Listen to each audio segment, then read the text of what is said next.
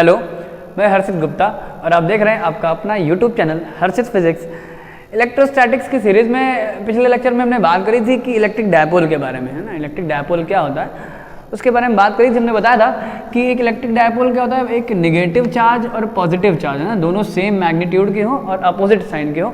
अगर वो एक दूसरे के बहुत पास होते हैं तो जो स्ट्रक्चर होता है इसी को डायपोल बोलते हैं, ठीक है। अच्छा, इसका नेट चार्ज कितना होता है? तो आंसर है 0। जितना नेगेटिव होता है उतना पॉजिटिव होता है, तो नेट चार्ज 0 होता है। उसके बाद भी क्या इलेक्ट्रिक डायपोल एक इलेक्ट्रिक फील्ड बनाता है? तो आंसर है हाँ, बनाता है, ठीक है भाई। अगर ये फॉर्मूला सोचो, कोई कहे कि ये फॉर्मूला E बराबर 1/4πε0 Q/r² के हिसाब से अगर Q 0 है तो E 0 है। लेकिन बात ये है कि ये जो फॉर्मूला है केवल पॉइंट चार्ज के लिए लगता है, ये डायपोल के लिए नहीं लगता, ठीक है। ये केवल फार्मूला पॉइंट चार्ज के लिए वैलिड है, क्योंकि ये फार्मूला कूलॉम्स लॉ से निकल के आया और कूलॉम्स लॉ पॉइंट चार्ज के लिए वैलिड है, ठीक है।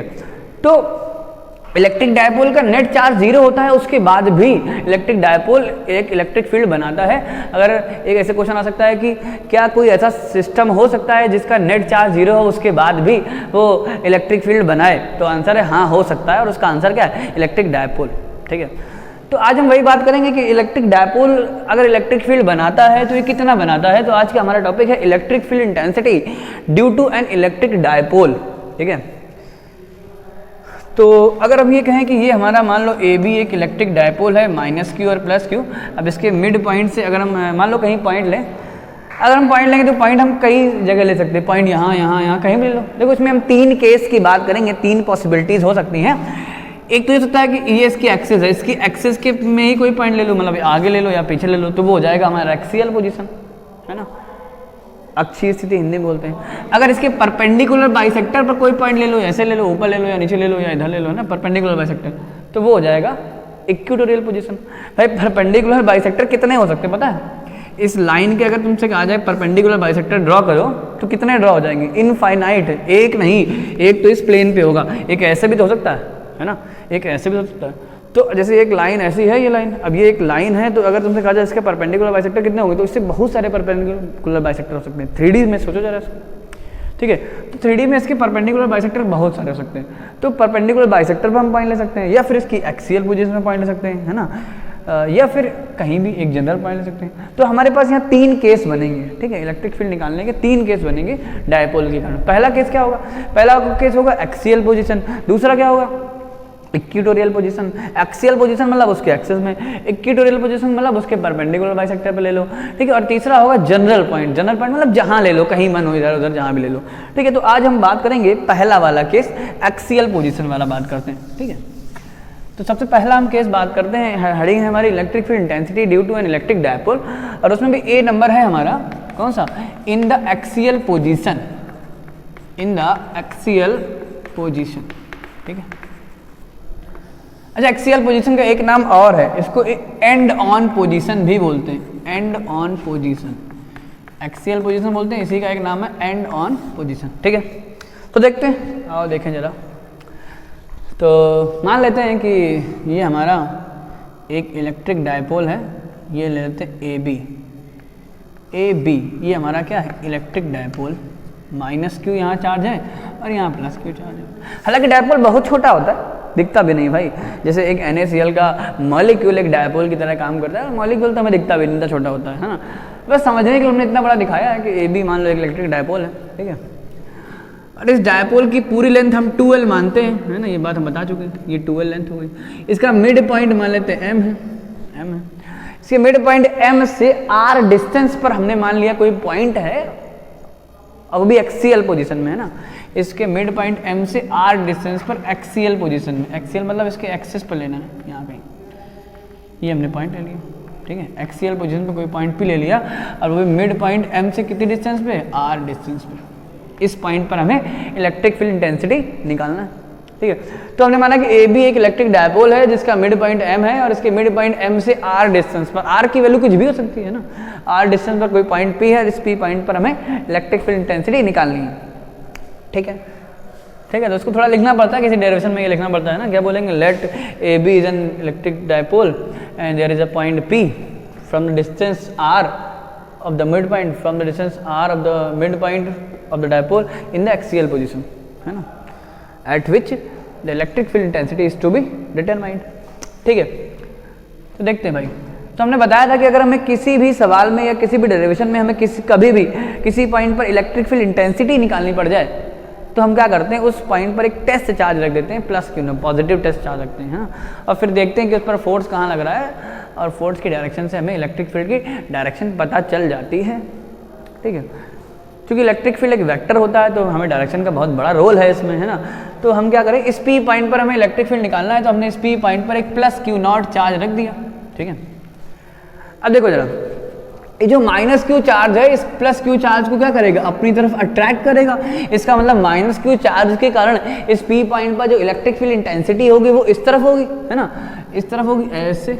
ठीक है, और ये माइनस क्यू चार्ज ए पॉइंट पर रखा है तो हमने इसको ई ए मान लिया। ठीक है, अच्छा, इसके प्लस क्यू चार्ज इस प्लस क्यू नॉट को रेपल करेगा, और अगर रेपल करेगा तो ये फोर्स इधर लगाएगा, तो इसको रेपल करेगा तो इसको फोर्स इधर लगाएगा, है ना। तो इसको हमने मान लिया क्या, ई बी मान लिया, क्योंकि ये वाला चार्ज बी वाले पॉइंट पे रखा है तो हमने इसको क्या मान लिया, ई बी मान लिया। ई ए क्या है, माइनस क्यू चार्ज के कारण इस पी पॉइंट पर इलेक्ट्रिक फील्ड इंटेंसिटी, और ई बी क्या है, प्लस क्यू चार्ज के कारण इस पी पॉइंट पर इलेक्ट्रिक फील्ड इंटेंसिटी की वैल्यू है। ठीक है, अच्छा ठीक है, अच्छा एक चीज़ और है, यहाँ पर ई ए बड़ा होगा कि ई बी बड़ा होगा, जरा इसको देखते हैं, है ना भाई। किसी पॉइंट चार्ज के कारण इलेक्ट्रिक फील्ड का जो फॉर्मूला होता है, E बराबर 1/4πε0 Q/r² होता है। यहाँ पर R होती है उस पॉइंट चार्ज से उस पॉइंट की डिस्टेंस जहाँ पर हमें इलेक्ट्रिक फील्ड निकालना है। ठीक, तो इस माइनस क्यू चार्ज के कारण इस P पॉइंट पर देखेंगे इलेक्ट्रिक फील्ड वो है क्या, E है, ये E है। ठीक, और इस प्लस क्यू के चार्ज के कारण EB है, ये EB है। ऐसे बड़ा कौन सा है भाई, जिसके लिए R बड़ा होगा उसके लिए E छोटा हो जाएगा। तो R बड़ा किसके लिए, देखो माइनस क्यू से इस P पॉइंट की डिस्टेंस ज़्यादा है और प्लस क्यू से इस P पॉइंट की डिस्टेंस कम है। इसका मतलब कि माइनस क्यू के लिए या बोले तो ई ए के लिए जो R है वो बड़ा है, और R अगर बड़ा है तो इसका मतलब जो ई ए है वो छोटा हो जाएगा, है ना। यहाँ पर हमें ये बात समझ में आ रही है कि जो ई ए होगा वो छोटा होगा किससे, ई बी से। अच्छा, अगर ई ए छोटा होगा तो फिर एक काम कर सकते हो, इस वेक्टर को थोड़ा छोटा बनाओ, है ना, ज़्यादा अच्छा लगेगा देखने में। इसको थोड़ा छोटा बनाओ, इसको ई ए लिख दो, इस वेक्टर को छोटा बनाओ, इस वेक्टर को बड़ा बनाओ, है ना। ई बी बड़ा है, ई ए छोटा है। ठीक, खैर ये तो हो गया। तो ये हमारा छोटा सा एक डायग्राम बन गया। ठीक है, अब हम निकालते हैं भाई, ये दो वेक्टर है हमारे पास, एक ई ए वेक्टर और एक ई बी वेक्टर, दोनों अपोजिट डायरेक्शन में। हमें इनका रिजल्टेंट निकालना है ना, वही हमारा क्या हो जाएगा, आंसर हो जाएगा। तो भाई दो वेक्टर का अगर हमें रिजल्टेंट निकालना पड़े तो दो वेक्टर के रिजल्टेंट निकालने के हमारे पास बेसिकली 4 तरीके होते हैं, 11th में पढ़ाया जाता है। कौन कौन से, एक तरीका होता है हमारे पास ट्रायंगल मेथड, है ना, ये सब 11th। एक होता है पैरेललोग्राम मेथड, है ना, एक होता है पॉलीगॉन मेथड, है ना, और एक होता है कंपोनेंट मेथड। ये 4 मेथड हैं जिनसे हम दो वेक्टर का रिजल्टेंट निकाल सकते हैं। बेसिकली ऊपर वाले 2 वेक्टर के लिए होते हैं और नीचे वाले 2 से ज़्यादा वेक्टर के लिए होते हैं। ठीक है, तो ये तो तरीका ही है। एक तरीका ये भी है कि अगर 2 वेक्टर एक ही डायरेक्शन में होते हैं ना, तो हमको उनका रिजल्टेंट निकालने के लिए, उनके रिजल्टेंट का मैग्नीट्यूड निकालने के लिए हम उनको सिंपली ऐड कर देते हैं। और अगर 2 वेक्टर अपोजिट डायरेक्शन में होते हैं और उनका रिजल्टेंट का मैग्नीट्यूड निकालने के लिए हम उनको सब्ट्रैक्ट कर देते हैं। ठीक है, तो यहाँ तो हमें साफ साफ दिख रहा है ना, ई और ई बी क्या है, अपोजिट डायरेक्शन में। तो हम अगर इनका रिजल्टेंट निकालना चाहते हैं तो हम दोनों को सब्ट्रैक्ट कर देंगे, हमारा आंसर आ जाएगा। लेकिन अगर 2 वेक्टर किसी एंगल पे होते हैं, ठीक है, ये एंगल मान लो थीटा है, तो फिर हमें एक फॉर्मूला यूज़ करना पड़ता है। जैसे मान लो इसको ए है, ये बी है, तो एक फॉर्मूला हम यूज़ करते हैं, आर बराबर अंडर रूट के अंदर A square plus B square plus का 2ab कॉस थीटा। यहाँ पर थीटा होता है दोनों वेक्टर्स के बीच का एंगल, है ना। ये 11th में पढ़ाया गया था, ये फार्मूला होता है 2 वेक्टर का रिजल्ट निकालने का। ठीक है, तो खैर यहाँ पर तो सिंपली दोनों वेक्टर अपोजिट हैं तो हम दोनों को सब्ट्रैक्ट कर लेंगे। तो पहले हम दोनों निकाल लें जरा, है ना, ई ए निकाल लें और ई बी निकाल दें। ई ए निकालते हैं जरा, देखो ये है माइनस क्यू चार्ज के कारण इस पी पॉइंट पर इलेक्ट्रिक फील्ड इंटेंसिटी। तो हम ये बात लिख लेते हैं, देखो लिखते हैं electric field intensity due to minus Q charge. ठीक है, इसको अगर ई ए मान ले तो ई ए बराबर क्या आएगा, देखो 1/4πε0 और Q/r²। क्यू की जगह ये रखा जाएगा, Q और अपन R क्या होगा, इस माइनस क्यू चार्ज से इस P पॉइंट की डिस्टेंस। अच्छा, ये R है और इतनी L है, ये मिड पॉइंट है ना, तो ये आधी हो जाएगी L और ये भी आधी हो जाएगी L, है ना, एल हो जाएगी, तो हो जाएगी माइनस क्यू चार्ज से इस पी पॉइंट की जो डिस्टेंस हो जाएगी वो हो जाएगी आर ये है और प्लस एल, तो ये हो जाएगी आर प्लस एल का होल स्क्वायर, है ना, क्यू अपन आर स्क्वायर होता है फॉर्मूला, ठीक है, ए आ गया। ऐसे अगर हम ए बी निकालें तो देखो इलेक्ट्रिक फील्ड इंटेंसिटी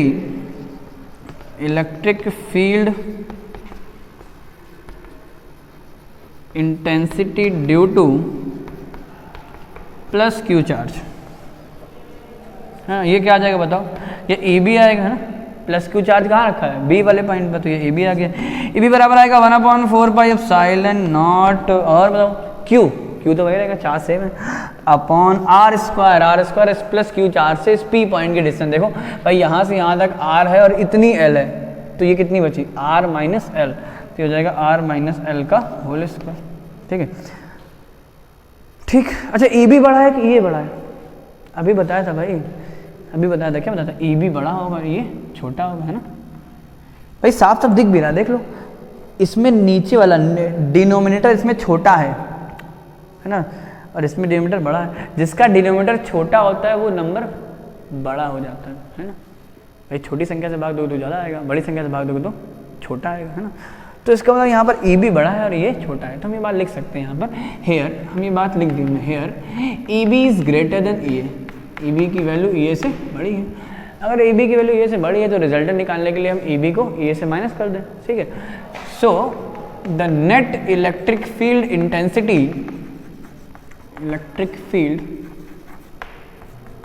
इंटेंसिटी अगर कोई पूछे तो E बराबर हो जाएगा कितना, ई बी माइनस ई ए, है ना, इसका मैग्नीट्यूड निकालना है अभी, E का जो मैग्नीट्यूड होगा वो ई बी माइनस ए हो जाएगा, ई बी की वैल्यू ये है, ई ए की वैल्यू यहाँ रख दो, जरा सब्ट्रैक्ट कर लो, थोड़ा सा सॉल्व कर लेना, आंसर आ जाएगा, है ना, तो जरा देखो क्या आएगा, E बराबर इनकी जो लोग वैल्यू रखो 1/4 एप्सिलॉन नॉट, ई बी की वैल्यू क्या है, Q upon R minus L का होल स्क्वायर, माइनस लगाओ 1/4 एप्सिलॉन नॉट और ये आएगा Q upon R plus L का होल स्क्वायर, ठीक है, कुछ कॉमन आ रहा ले लो भाई, कॉमन Q बराबर E बराबर 1/4 एप्सिलॉन नॉट, तो कॉमन ही आ रहा है, Q भी कॉमन आ रहा है, क्या बचा 1 minus R minus 1/r minus L का होल स्क्वायर और माइनस का 1/r प्लस एल का होल स्क्वायर, ये बचा। अब इसके बाद तो सॉल्व करना है ना, छोटी सी मैथ, थोड़ा सा मैथ का यूज़ है, इसको सॉल्व करना है, कैलकुलेशन है, बाकी फिजिक्स का काम तो यहाँ से खत्म हो गया, है ना, तो भाई कर ले थोड़ा सा सॉल्व। E बराबर 1/4 एप्सिलॉन नॉट Q, ठीक है, यहाँ पर एलसीएम ले लो जरा, आएगा माइनस एल का whole square into R plus L का होल स्क्वायर, ये आ गया, इसका इसका में डिवाइड करेंगे, ये कट जाएगा, इसका ऊपर मल्टीप्लाई होगा, तो ये ऊपर क्या हो जाएगा आर प्लस एल का होल स्क्वायर, और माइनस का ऐसे इसका इसमें डिवाइड करेंगे, ये बचेगा, इसका ऊपर मल्टीप्लाई होगा, ये हो जाएगा आर माइनस एल का होल स्क्वायर, ठीक है। इसका होल स्क्वायर जरा खोल दो, देखो क्या आएगा, E बराबर आया 1/4 एप्सिलॉन नॉट Q, और ब्रैकेट में देखो ये आएगा a square plus B square plus का 2ab, ठीक, माइनस लगाओ, अच्छा इसका a माइनस बी का होल स्क्वायर खोलो जरा, a square plus B square minus 2ab होता है, लेकिन माइनस पहले से लगा है, तो माइनस पहले से लगा तो क्या होगा, साइन जस्ट पलट जाएंगे, है ना, जो माइनस वाला होगा वो प्लस हो जाएगा और प्लस वाला माइनस हो जाएगा, तो पता क्या आएगा, यहाँ आएगा माइनस का आर स्क्वायर माइनस का एल स्क्वायर और प्लस का 2rl, है ना, साइन पलट जाएंगे, और अपॉन में देखो जरा, इसको लिख सकते हैं R minus L into R plus L का होल स्क्वायर, और A minus B A plus B का फॉर्मूला लगा दो, तो हो जाएगा R square minus L square का होल स्क्वायर, ये आ जाएगा, ठीक है, तो ये आ जाएगा, ठीक है। अब इसको थोड़ा और सॉल्व करेंगे, अब देखो जरा, R square plus L square, R square ये दोनों, ये माइनस में और ये दोनों प्लस में, ये दोनों तो कट ही जाएंगे, है ना, ये है 4, ये 2rl, ये 2rl, ये दोनों जुड़ जाएंगे, है ना, तो आ जाएगा 4rl, ठीक है। देखते हैं इसको और आगे सॉल्व करते हैं, ठीक है, इसको हम हटा दें, ठीक है, इसको आप लोग नोट कर सकते हैं, हटा दें, ठीक है, ये स्क्रीनशॉट ले लो या जो भी है, ठीक है, हटा उसको, देखो तो यहाँ से देखो क्या आएगा। अच्छा एक बात और है भाई, L क्या है यहाँ पे, L है डायपोल की आधी लेंथ, है ना, हाफ लेंथ, 2L तो डायपोल की पूरी लेंथ होती है, L इसकी आधी लेंथ है। अच्छा डायपोल की लेंथ कितनी होती है, तुमने बताया था भाई, डायपोल बहुत छोटा होता है ना, जैसे NaCl का मॉलिक्यूल समझ लो, अभी इतना छोटा होता दिखता ही नहीं है, तो डायपोल की लेंथ बहुत कम होती है, मतलब 2L बहुत छोटा होता है, और अगर 2L इतना छोटा हुआ तो L तो आधा है उसका, और छोटा हो जाएगा, L 1 से बहुत छोटा होता है, ठीक है। और अगर L का स्क्वायर कर दोगे तो तो वो तो और छोटा हो जाएगा भाई, एल का स्क्वायर कर दोगे तो वो तो और छोटा हो जाएगा, है ना। अगर किसी 1 से कोई छोटी संख्या है उसका स्क्वायर कर दे तो वो संख्या और घट जाती है, और अगर कोई संख्या 1 से बड़ी है उसका स्क्वायर करो तो वो संख्या बढ़ जाती है ना। तो एल जो है वो बहुत छोटा है, उसका स्क्वायर तो और ही छोटा हो जाएगा, ठीक है। अच्छा आर क्या है, आर तो उसके मिड पॉइंट से हमने पॉइंट कहीं पर ले लिया, उसकी डिस्टेंस है, तो आर तो हमारे पर डिपेंड करेगा। नॉर्मली हम अपनी डेली लाइफ में आर को ज़्यादा ही रखते हैं, है ना। तो आर बड़ा होता है और आर का स्क्वायर तो और बड़ा हो जाएगा, और एल का स्क्वायर तो बहुत छोटा है। तो आर स्क्वायर बहुत बड़ा, एल स्क्वायर बहुत छोटा। एल स्क्वायर इतना छोटा होता है कि इसको हम आर स्क्वायर की कंपैरिजन में नेग्लेक्ट कर सकते हैं, नगण्य मान सकते हैं, ठीक है। तो ये बात लिख देते हैं, ठीक है, यहाँ लिख दें L square is very less than as compared to R square, so it can be neglected, ठीक है। भाई फिजिक्स में बहुत जगह नेगलेक्ट किया जाता है, बहुत जगह। तो बहुत लोग सोचते हैं भैया फिजिक्स तो ऐसा ही है, जहाँ कुछ नहीं आ रहा है डेरिवेशन प्रूव करना है, हटाओ उसको, काट हटाओ, नेगलेक्ट करो, आंसर लाओ। ऐसा नहीं है ना। फिजिक्स अपनी डेली लाइफ से बहुत जुड़ा हुआ सब्जेक्ट है, और इसमें बहुत ज़्यादा मतलब डेली लाइफ से जुड़ा हुआ सब्जेक्ट है, और ऐसा नहीं है कि कुछ भी कर दो, है ना। इसका लॉजिक होता है, नेगलेक्ट करने का कोई ना कोई लॉजिक होता है, तभी हम नेगलेक्ट करते हैं, ठीक है। तो यहाँ पर भी अगर हम नेगलेक्ट कर रहे हैं तो लॉजिक क्या है भाई, लॉजिक समझो जरा से। अगर ये समझो कि भाई हम तुमसे कहें, अगर हम तुमसे ये कहें कि भाई आर स्क्वायर जो है वो कोई संख्या है, मान लो कुछ भी 382 ऐसे मान लो, और एल स्क्वायर है वो 0.000000001, इतनी छोटी संख्या। अब कोई कहे भैया इसको जोड़ो, या मैं कहें इसको सब्ट्रैक्ट करो, तुम खुद कहोगे भाई अरे यार इसको हटाई दो, इतनी छोटी संख्या क्या फ़र्क पड़ता है ना। यही कहोगे कि भैया पॉइंट के 4-5 डिजिट तक देखें तब भी 0 आ रहा है, इसको हटाओ क्या फ़र्क पड़ेगा, है ना। तो हम लोग खुद ही इसको हटा देते हैं, नेगलेक्ट कर देते हैं। वही चीज़ यहाँ भी हो रही है कि आर स्क्वायर के कंपैरिजन में एल स्क्वायर बहुत छोटा है, इतना छोटा कि हम इसको हटा ही दे सकते हैं। भाई प्रैक्टिकल लाइफ में देख लो, अपनी डेली लाइफ में देख लो। भाई किसी के पास मान लो 2 लाख रुपए हैं, अब 2 लाख रुपए उसके पास 2 रुपये और हैं, उससे कोई पूछने जाओ भैया बताओ कितने रुपए हैं, तो वो क्या बताएगा, वो 2 लाख ही बताएगा, 2 रुपये नहीं बताएगा, है ना। 2 लाख के कंपैरिजन में उसने 2 रुपये को नेगलेक्ट कर दिया, है ना, ऐसा है। हाँ भाई अगर उस इंसान के पास 2 रुपये, उस इंसान के पास मान लो 10 रुपये होते, तो 10 रुपये होते तो क्या वो 2 रुपये को नेगलेक्ट कर देता, क्या नहीं करता, है ना। 10 रुपये के कंपैरिजन में 2 रुपये को नेगलेक्ट नहीं करता। वही 1 लाख या 2 लाख के कंपैरिजन में उसने 2 लाख को नेगलेक्ट कर दिया, ठीक है। तो फिजिक्स में जब भी नेगलेक्ट किया जाता है तो हमेशा कंपैरिजन होती है, एक चीज़ को हम दूसरी चीज़ से कंपैरिजन करके नेगलेक्ट करते हैं, ठीक है। वैसे देखा जाए तो फिजिक्स में तो हम बहुत छोटी से छोटी चीज़ के बारे में पढ़ते हैं, यहाँ तक कि हम एटम की रेडियस देखते हैं, 10⁻⁻10 मीटर होती है। हम सन का साइज देखते हैं, सन की रेडियस देखते हैं, बहुत बड़ा होता है ना। तो मतलब फिजिक्स का स्कोप बहुत बड़ा है, छोटी से छोटी संख्या से लेकर बड़ी से बड़ी संख्या को हम डील करते हैं, ठीक है। तो नेगलेक्ट करने वाला कोई बात ही नहीं आती। लेकिन फिजिक्स में नेगलेक्ट कब किया जाता है, नेगलेक्ट जब करते हैं जब कंपैरिजन होने लगता है कि एक संख्या के कंपैरिजन में दूसरी संख्या बहुत छोटी होने लगती है, तो हम वहाँ नेगलेक्ट करते हैं, ठीक है। तो यहाँ पर वही बात है कि एल स्क्वायर जो है वो आर स्क्वायर के कंपैरिजन में बहुत छोटा है, और हम क्या कर देंगे, इसको नेगलेक्ट कर देंगे। अच्छा अगर इसको नेगलेक्ट कर दोगे तो एल स्क्वायर तो हट ही जाएगा, आर स्क्वायर का होल स्क्वायर मतलब आर की पावर 4 हो जाएगा, और 2RL 4RL हो जाएगा। तो जरा देखो क्या आएगा, ई बराबर, ये देखो वहाँ से हमारा ई बराबर निकल के आएगा, देखो ई बराबर आएगा 1/4πε0 लिखा है, लिखा नहीं तो क्यू भी वैसे लिखा है ना, बचेगा 4RL 2RL + 2RL 4RL हो जाएगा, और अपॉन में क्या आएगा R क्यूब आ जाएगा, है ना, देख लो, सॉरी R की पावर 4 आ जाएगा। भाई आर स्क्वायर का होल स्क्वायर करोगे तो R की पावर 4 आ जाएगा, एक R से R कट जाएगा, है ना। अच्छा इस 4 को अगर हम 2 × 2 लिख दें तो 2QL किसके होता है, 2QL P के बराबर होता है, ये हम पढ़ चुके हैं भाई पहले वाले लेक्चर में।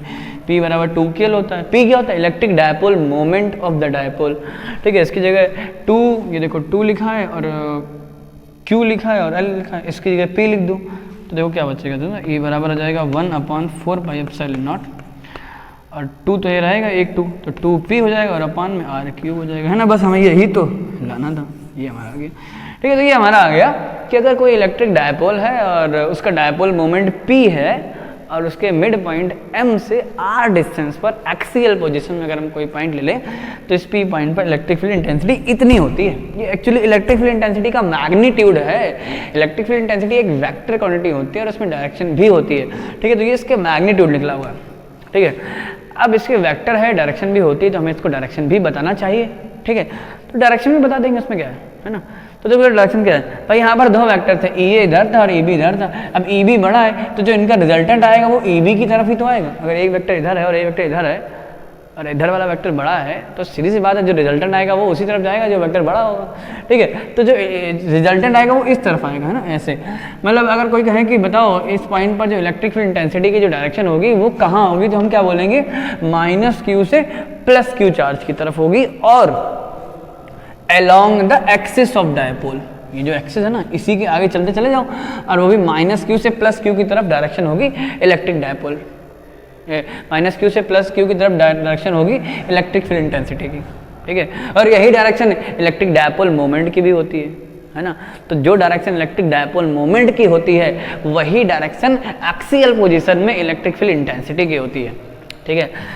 तो डायरेक्शन अगर हम कहें, ये तो इसका मैग्नीट्यूड लिखा है, अगर इसकी डायरेक्शन की बात करें तो डायरेक्शन क्या लिखोगे, लिखोगे from negative charge to positive charge, है ना,